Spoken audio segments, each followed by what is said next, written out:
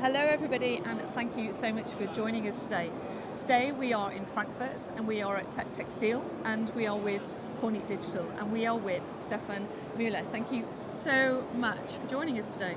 Thanks a lot for the opportunity to talk to you. It's brilliant. It's really good to be on the Kornit stand and to be looking at the latest innovations, and that's where I'd like to focus today.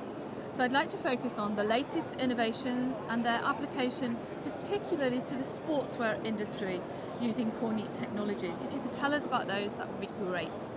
Yeah, so Kornit introduced several years the XDI, so extra dimension technology. And originally we placed this technology very much to the fashion industry to substitute traditional embroidery techniques and bring in a new design language into the fashion world and decoration world. But we realized, especially last year, through accelerating projects in the sports industry, that there are other use cases. And I have here an example of what is possible to do, with the XDI technology. So you can actually build up 3D structures. And not only on a rapid prototyping stage, but we are targeting really to build up 3D additive structures on a bulk scale. And this is actually where we get very good traction in the sports industry.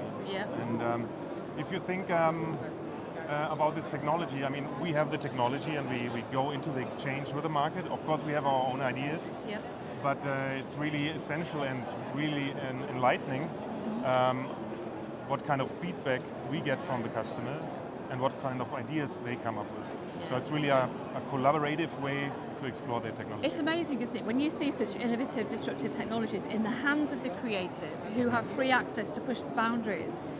It's incredible where they'll take it. Yeah, it's really amazing time, I have to say, and I'm very happy to be a part of it. I mean, I'm almost 20 years in the industry, working for really big textile companies from Japan, and I was part of a lot of innovation launches in textile.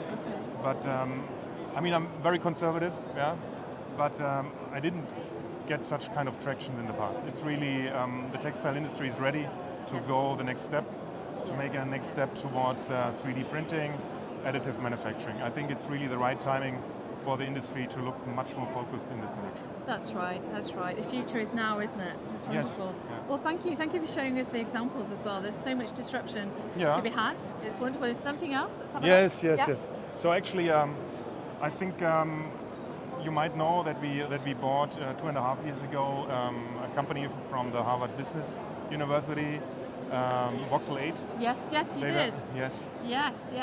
And we got traction now in the footwear area, where we actually are looking into building up this kind of structures by 3D printing. Amazing. And obviously, manufacturers and brands are looking now into really rethinking design process, supply chain process, and what they can do differently and more efficiently with the technology. It's adding all of those customized, personalized accents, isn't it, really, that really create so much, they create so much disruption, especially in the sports and the shoe world, really. On demand, not having to have any stock at all. I mean, when you get to innovations like this for shoes, you're doing that size-specific customization to each shoe using 3D technologies, so there's no waste at all in this system. There's no prototype, that's already been done early on. But for the customization, there's no prototype, just instant. I mean, you're right. I think, looking back, in my experience I have, like how innovation penetrates into the market. Like what you said, I mean, some brands are bold enough to introduce such concepts right now.